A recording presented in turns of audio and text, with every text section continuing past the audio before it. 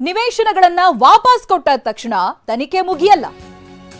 CM ಪತ್ನಿ 3 ತಿಂಗಳ ಹಿಂದೆಯೇ ಯೋಚಿಸಬೇಕಾಗಿತ್ತು. ಇದು ಮೈಸೂರಿನಲ್ಲಿ ಟಿವಿ9ಗೆ ದೂರುದಾರ PS ನಟರಾಜ್ ಕೊಟ್ಟಿರುವಂತಹ ಹೇಳಿಕೆ. ಅಪರಾಧವನ್ನ ಒಪ್ಪಿಕೊಂಡ ಬಳಿಕ ಶಿಕ್ಷೆಯ ಪ್ರಮಾಣ ಕಡಿಮೆಯಾಗಬಹುದು, ಆದರೆ ಅಪರಾಧದ ತೀವ್ರತೆ ಕಡಿಮೆಯಾಗಲ್ಲ ಅಂತ ಹೇಳಿದ್ದಾರೆ.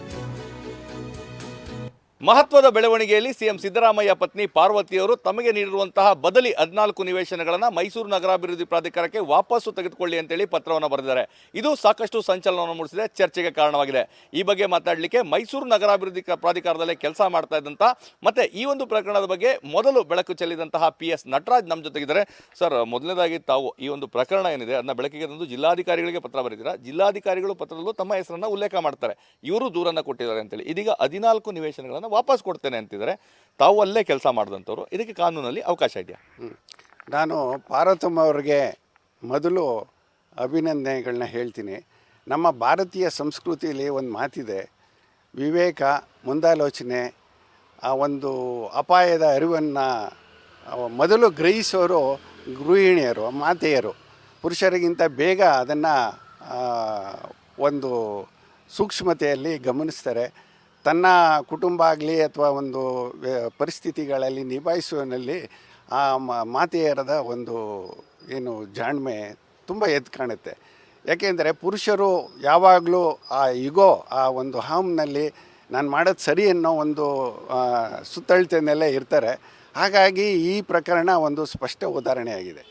ಅವಕಾಶ ಇದೆಯಾ ಸರ್ ಇದಕ್ಕೆ ವಾಪಸ್ ತಗೊಳ್ಳಿಕ್ಕೆ? ಖಂಡಿತ ಇದೆ ಸರ್, ಖಂಡಿತ ಇದೆ. ಕೋರ್ಟಲ್ಲಿ ಕೇಸ್ಗಳು ನಡೀತಾ ಇದೆ. ಅಲ್ಲ, ಇದು ಆ್ಯಕ್ಚುಲಾಗಿ ಏನಂತಂದರೆ ಈ ಒಂದು ವಿಚಾರ ಅಧಿಕಾರ ದುರ್ಬಳಕೆ ಆಗಿದೆ ಅನ್ನೋ ವಿಚಾರದಲ್ಲಿ ಕೋರ್ಟ್ನಲ್ಲಿ ನಡೀತಾ ಇರೋದು. ನಿವೇಶನಗಳನ್ನ ತಗೊಳ್ಳೋದ್ರಲ್ಲಿ ತಮ್ಮ ಪ್ರಭಾವ ಬೀರಿದ್ದಾರೆ, ತಮ್ಮ ವಸೂಲಿಯನ್ನು ಇದನ್ನು ಮಾಡಿದ್ದಾರೆ, ಅವರ ಒಂದು ಪ್ರಭಾವ ಬೀರಿದ್ದಾರೆ ಅನ್ನೋ ಕಾರಣಕ್ಕೆ ಕೋರ್ಟ್ನಲ್ಲಿ ನಡೀತಾ ಇದೆ. ಈಗ ಈ ಮಾಲೀಕರು ಪಾರ್ವತಮ್ಮವರು, ಅವರು ಇದೆಲ್ಲ ಯಾಕೆ ಬೇಕು, ನಾನು ಕೊಟ್ಟು ಬಿಡ್ತೀನಿ ಅಂತ ಹೇಳಿ ತನ್ನ ಕುಟುಂಬದವ್ರಿಗೂ ಅಭಿಪ್ರಾಯ ಪಡೆದೇನೆ ಆ ಒಂದು ಮುನ್ನೆಚ್ಚರಿಕೆಯಿಂದ ಅವರು ಕೊಡ್ತಾ ಇದ್ದಾರೆ. ಈಗ ಅವರು ವಾಪಸ್ಸು ಕೊಟ್ಟ ತಕ್ಷಣಕ್ಕೆ ಈ ತನಿಖೆಗಳೆಲ್ಲ ನಿಂತು ಹೋಗ್ತದಾ ಅಥವಾ ಹೇಗೆ ಅಂತ?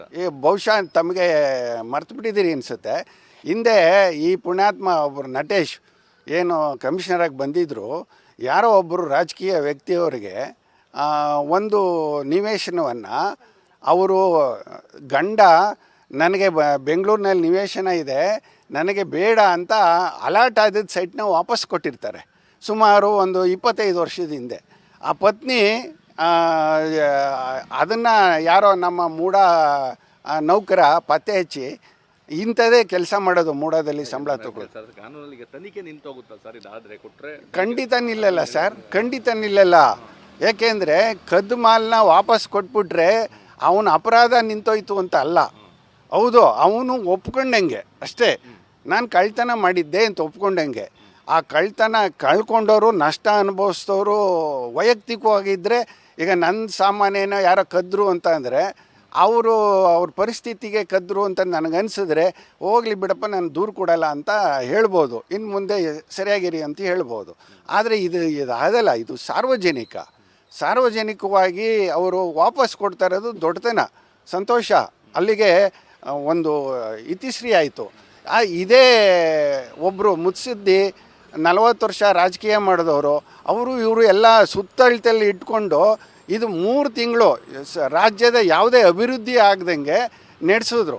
ಎಷ್ಟು ಜನ ಇದರಲ್ಲಿ ತೊಂದರೆ ಅನುಭವಿಸಿದ್ರು, ಎಷ್ಟು ಹಿನ್ನಡೆ ಆಯಿತು, ಎಷ್ಟು ಕೋರ್ಟು, ಅದು ಅಲ್ಲಲ್ಲಿ ನ್ಯಾಯಾಲಯ ಬೇರೆಯವರ ಸಂಕಷ್ಟಗಳನ್ನ ಪರಿಹಾರ ಮಾಡಿ ನ್ಯಾಯ ನೀಡುವಂಥ ನ್ಯಾಯಾಲಯದ ವೇಳೆ ಮತ್ತು ಶ್ರಮ ಎಲ್ಲ ಎಷ್ಟು ವ್ಯತ್ಯಾಸ ಆಯಿತು. ಅವತ್ತೇ ಈ ಕೆಲಸ ಮಾಡಿಬಿಟ್ಟಿದ್ರೆ ಮುಕ್ತಾಯ ಆಗ್ತಿತ್ತು.